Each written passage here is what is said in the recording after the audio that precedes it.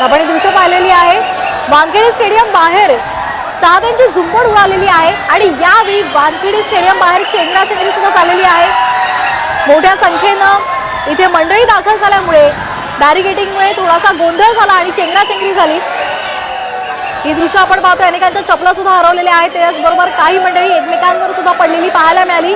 Wankhede stadium बाहेर चेंगराचेंगरी झालेली आहे। ही दृश्य आपण पाहतोय साम टीव्हीच्या माध्यमातून।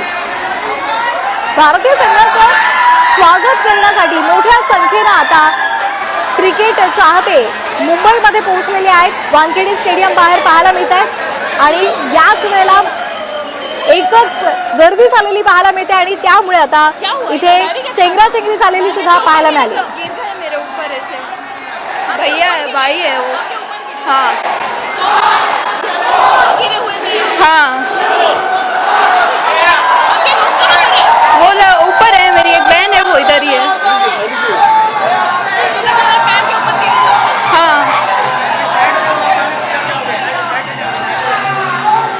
बघतोय की या मुलीला जे आहे ते पाहायला लागलेलं आहे, कारण या ठिकाणी ज्या पद्धतीने अशीच धावपळ झाली होती, पुन्हा एकदा तीच घटना या ठिकाणी बघायला मिळते आहे।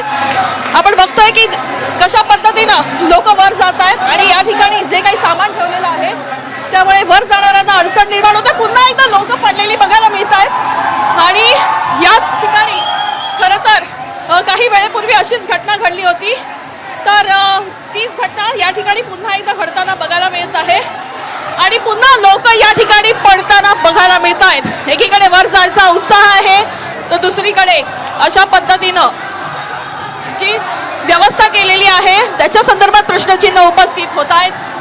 जल्लोष तर हवा आहे, मात्र या पद्धतीनं कोणाला दुखापत होऊ नये ही अपेक्षा असते, पण ही बाब जी आहे ती पुन्हा एकदा या ठिकाणी अशीच परिस्थिती होताना बघायला मिळत आहे। सामान ठेवलं असल्यामुळे आणि त्यातच प्रत्येकाला सगळ्यात आधी वर जायची इच्छा असल्यामुळे एकमेकांच्या आड प्रत्येकाला ढकलून प्रत्येक जण जाताना देखील या ठिकाणी दिसून येतोय। कॅमेरापासून गणेश सावंत, साम टीव्ही न्यूज मुंबई।